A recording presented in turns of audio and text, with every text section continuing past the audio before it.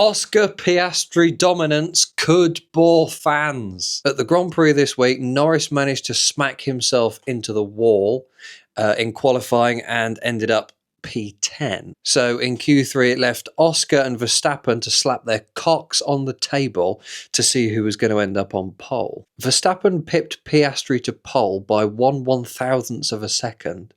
And was actually happy for a change. So that left the human koala bear to line up in second behind Verstappen, with George the Twink Russell staring up Piastri's arse in third. George has spent so much time looking up Piastri's back passage, I think it's actually started to have an effect on him.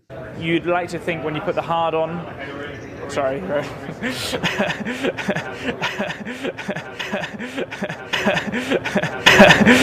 Ferrari, as usual, took up their pretty much traditional spots of 4th and 7th at the moment. By the way, sign yourself up for the Patreon. It's £3 a month.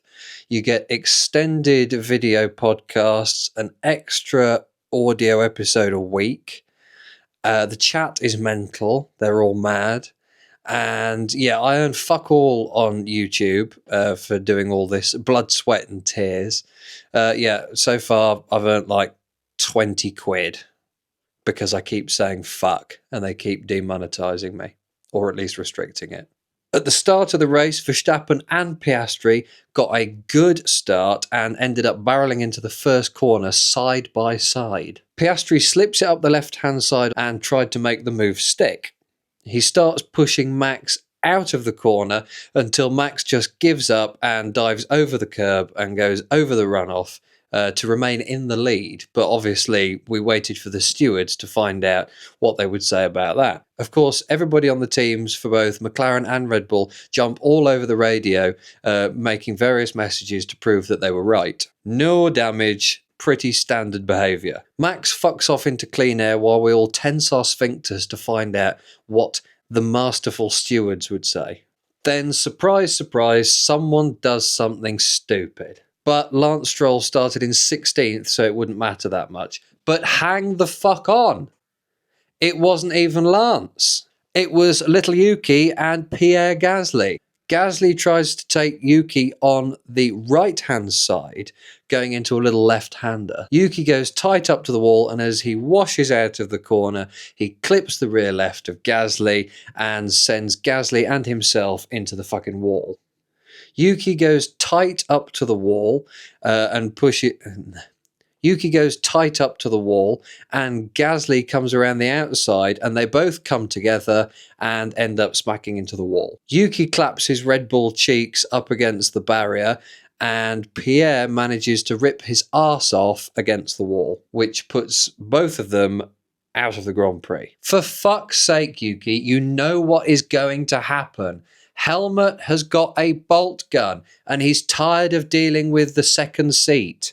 So Yuki had a sad walk through the paddock where he was probably going to go and meet up and get consoled by Anthony Hamilton, probably. Anthony Hamilton is now basically the unofficial F1 therapist. Whether it's Yuki or Hadjar or Norris, he's doing it for everyone nowadays. He's probably billing his own son for his time at the moment as he helps Lewis get over a serious bout of SFD, seasonal Ferrari depression. Symptoms include a repulsion to the colour red, a massive sudden increase in bank balance, and an overwhelming urge to drive to Maranello in a homemade armoured bulldozer.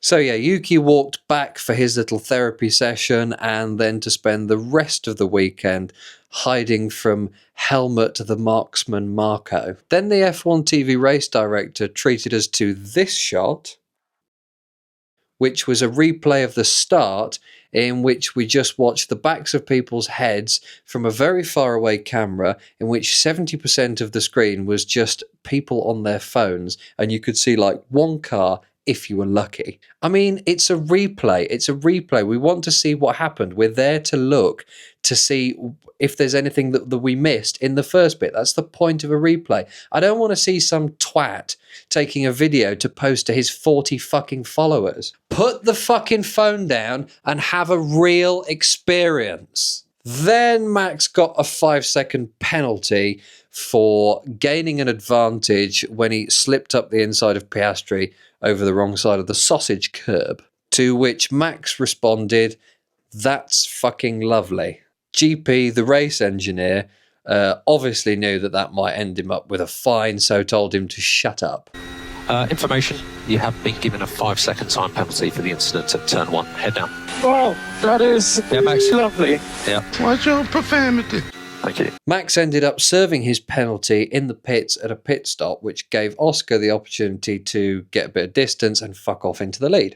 At this point, I could actually hear Lando Norris grinding his teeth through my television. Fuck knows how he managed that. Then Sauber decided to swap Bortoletto and Hülkenberg around to let Nico go first. I mean, they were in 15th and 16th. What is the point of that? Ah, yes, Nico.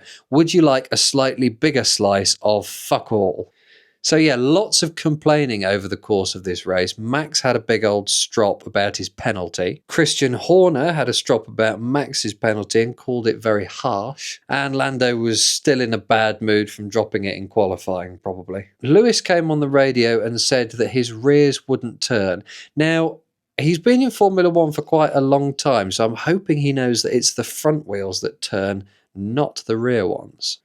I mean, he complained last race about the car wouldn't turn as well. In this team, and this one still in the battle for this one.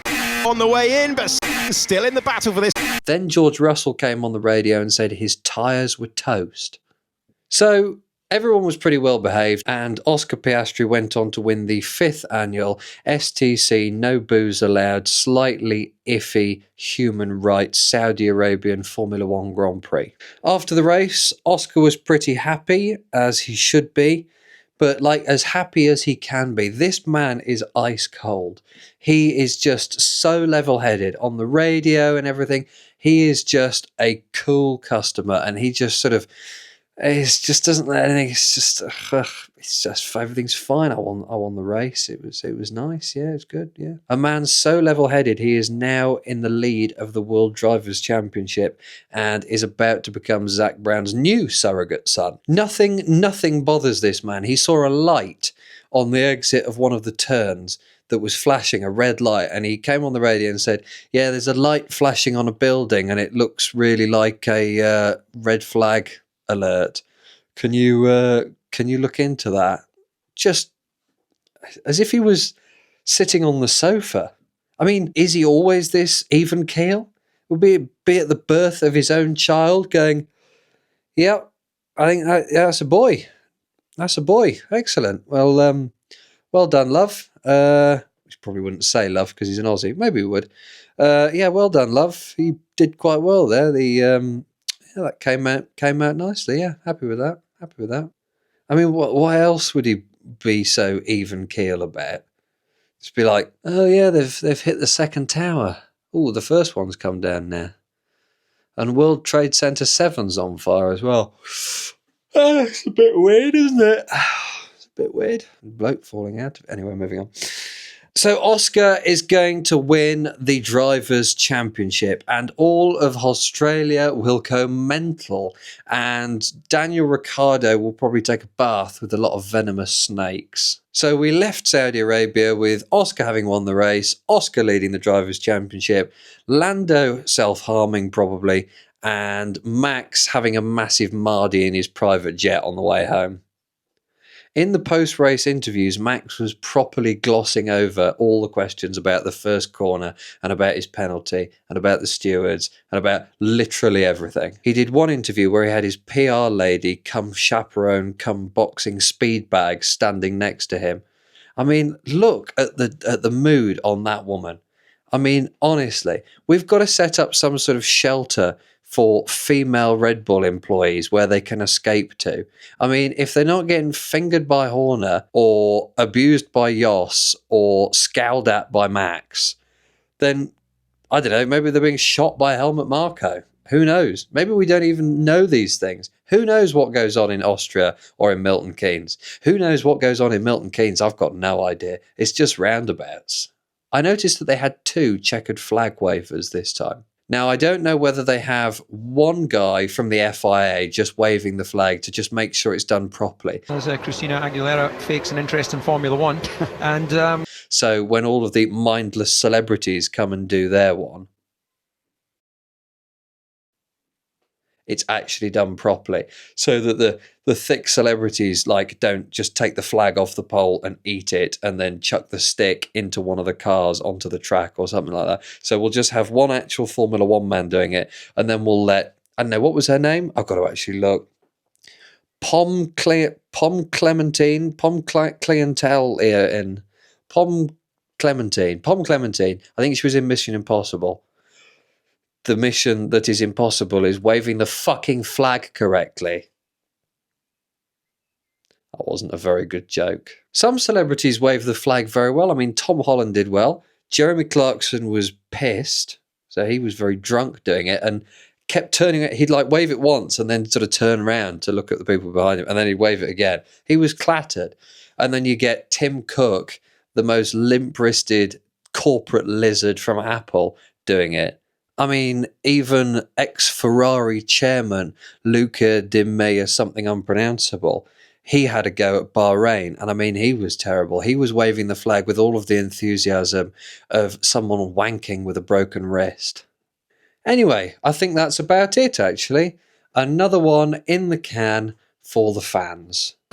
Well done, Charles. Thank you, Brian. Anything else happened in the world of F1 or F1 internet content? Anything? Nope. Good. We'll leave it at that then. I'll see you on the Patreon for the longer episode.